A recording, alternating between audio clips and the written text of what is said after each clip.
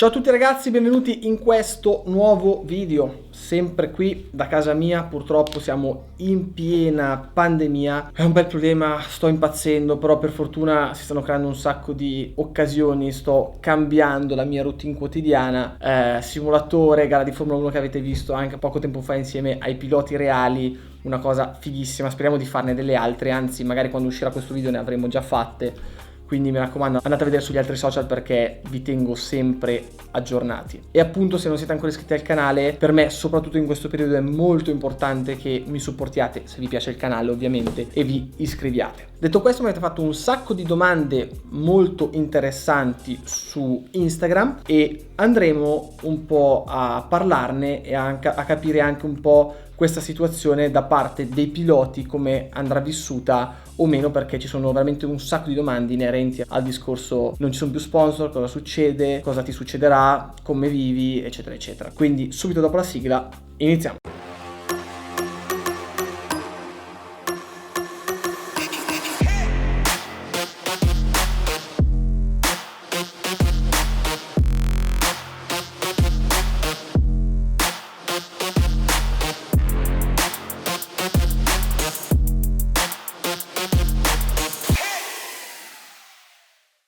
Ed eccoci qua, iniziamo con la domanda che avete visto appunto in copertina, perché è interessante, cioè uno poi si fa un percorso indietro nel tempo e dice: ma quante volte è che ho rischiato veramente di lasciarci le penne in modo serio? Beh, devo dire che in moto, nel periodo soprattutto della Ducati, che era uno dei primi Panigale, è stato veramente tosto perché ci sono stati un sacco di problemi, la moto un giro andava elettronica, un giro non andava, ho fatto una marea di high side, mi sono distrutto. E durante la stagione siamo arrivati poi a Jerez, dove si è bloccata la ruota posteriore in una curva da 190 all'ora e lì veramente mi si è aperta la tuta, mi sono strusciato tutto il fianco, mi sono veramente distrutto e lì è stato il momento dove ho detto basta e dove ho deciso di mollare il colpo per un po', ed era attorno a quando avevo 24 anni. E poi invece, ridendo, perché è stato veramente una cosa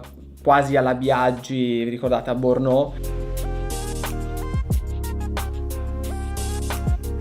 quando sono rimasto lì full gas per cercare di impennare, perché la Yamaha all'inizio non si poteva disinserire il controllo di trazione mentre si stava andando, no?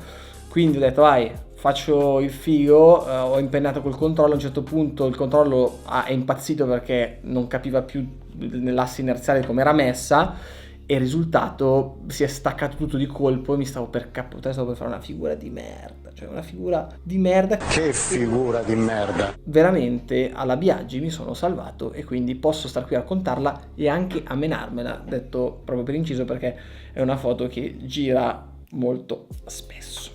A quale età hai iniziato a correre? Altra domanda molto ricorrente. Ho iniziato a correre prima gara ai 18 anni, quindi abbastanza tardi per chi vuole diventare un mega pilota MotoGP o Superbike e via dicendo. Però appunto, se si è bravi, se si è forti, comunque si scala la vetta in ogni caso abbastanza in fretta. Di sicuro è molto più complicato di quello che già è arrivare ad alti livelli in MotoGP. Giacomo Gatti fa questa domanda che è molto interessante: cosa ami e cosa odi dei tuoi fan?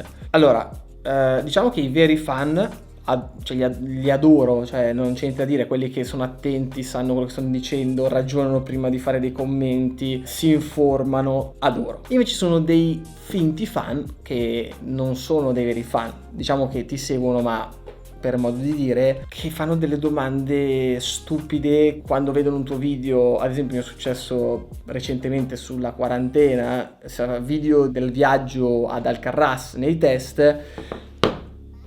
Non ci vuole una scienza per capire che sono video registrati prima della chiusura dei voli, anche perché tutti i santi aeroporti sono chiusi, quindi o vado a nuoto a Barcellona o dove era ad Aragon, oppure è molto difficile. E invece ti scrivono sei andato lì quando potevi. Ecco, questi non li sopporto.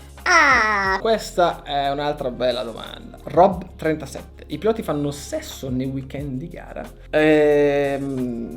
Dipende uno come la vive. Io durante i weekend sono ultra concentrato su quello che devo fare, non ho quegli istinti perché sono veramente assorto nel portare a casa il risultato migliore possibile. In più adesso anche con i video, figuratevi quanta roba c'è da fare. Arrivo a mezzanotte di ogni giorno dei weekend di gara, dove ho finito di scaricare la roba, ho finito di fare i video, ho finito di fare tutto, sono morto a letto. Però qualcuno se la vive un po' più easy e magari lo fa. Io personalmente, come pilota Luca Salvadori, non lo faccio, o meglio, l'ho fatto e mi sono sentito in colpa, quindi ecco, non lo faccio più. Anche questa è una bella domanda. Coach Pego, l'ultima volta che sei andato a messa? L'ultima volta che sono andato a messa, forse l'ultimo anno di liceo, perché ci obbligavano, quindi a 19 anni, 20 anni, giù di lì, ma perché l'ho sempre detto, non l'ho mai nascosto, non c'è bisogno di andare in un luogo per pregare o essere vicino a quello che pensi, perché ognuno secondo me ha la sua dimensione di religiosità, no? E secondo me se c'è veramente un qualcosa di superiore, un Dio per così dire, non sta a contare le volte che tu sei andato in chiesa o le volte che hai detto un'Ave Maria o qualcosa del genere, ma semplicemente guarda se sei stato, come dire, una persona corretta, giusta, se ti sei comportato bene con le altre persone, se hai avuto empatia verso le altre persone, capendo i loro problemi, dandogli una mano. Di sicuro sono queste le cose che contano e non, ripeto, andare a fare il conteggio delle volte che si è andati in chiesa o a pregare. No, veramente, questa volta un sacco di belle domande. Riccardo Edoardo, che emozioni hai provato la prima volta che hai gareggiato? Emozioni troppo forti, difatti erano così forti che non riuscivo a performare come dovevo fare. Pensate che ho passato, mi ricordo come se fosse oggi, perché era proprio un terrore, il primo anno di gare a fare i primi 3 giri con le gambe che erano molli, non riuscivo ad andare, proprio facevo i primi 3 giri dove mi passavano tutti, non avevo quella cattiveria iniziale necessaria in moto assolutamente, quindi ho fatto veramente fatica e dopo appunto le prime 10-11 gare mi sono un po' tranquillizzato e ho iniziato a ingranare, però le prime gare sono state veramente tremende. Tommaso Bergonzoni chiede: pilota più forte nel CIV momentaneamente? Allora, secondo me il pilota più talentuoso e più forte che c'è adesso nel CIV, o meglio fino all'anno scorso, del campionato dell'anno scorso, sono due: Savadori e Tamburini. Tamburini perché ci ho corso insieme e so di cosa è capace quando è al massimo della sua forma, e Savadori identico perché ci ho corso insieme e so quanto va forte. Secondo me è d'obbligo cercare di non soffermarsi sempre semplicemente a dire quello ha vinto 10 titoli mondiali, è il più forte, ma cercare di analizzare un po' la situazione. Diciamo che il podio dei più forti al CIV sono Savadori, Tamburini e Pirro. Questa è un'altra domanda che fate veramente in tanti. Marco Dema: cosa consiglieresti ad un ragazzo che vorrebbe iniziare a correre? Sarò schietto e sincero con voi, ragazzi. Dovete capire se avete un budget per iniziare a correre tramite degli sponsor, tramite gli aiuti della famiglia, tramite aiuti da amici di famiglia che hanno aziende, e fare un piano e capire se si può già mettere giù, come dire, un ipotetico idea di lancio del pilota, tra parentesi, no?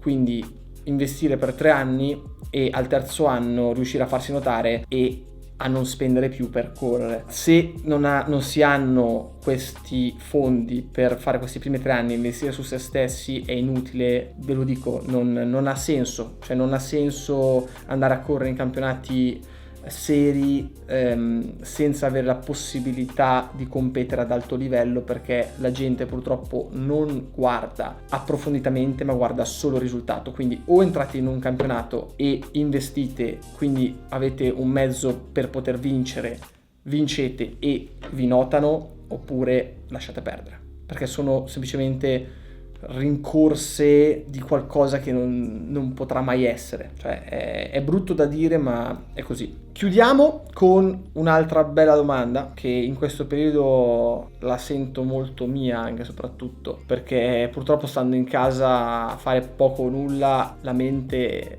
viaggia molto. Ingua chiede: all'istante prima che si spenga il semaforo cosa pensi nella testa? La cosa bella di quel momento è che non pensi a niente.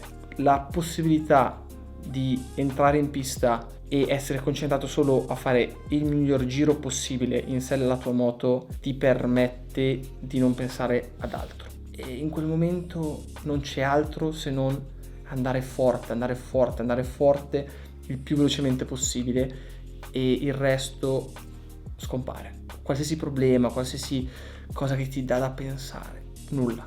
Solo il rumore del motore e la ricerca del giro perfetto. Bene, questo video del Q&A è finito, prima parte. Nella parte 2 vi risponderò alle domande inerenti al momento coronavirus, cosa succede con i guadagni dei piloti, contratti degli sponsor, cose molto interessanti. Quindi mi raccomando, se non siete ancora iscritti al canale, iscrivetevi. Come al solito, gas, e ci vediamo al prossimo video.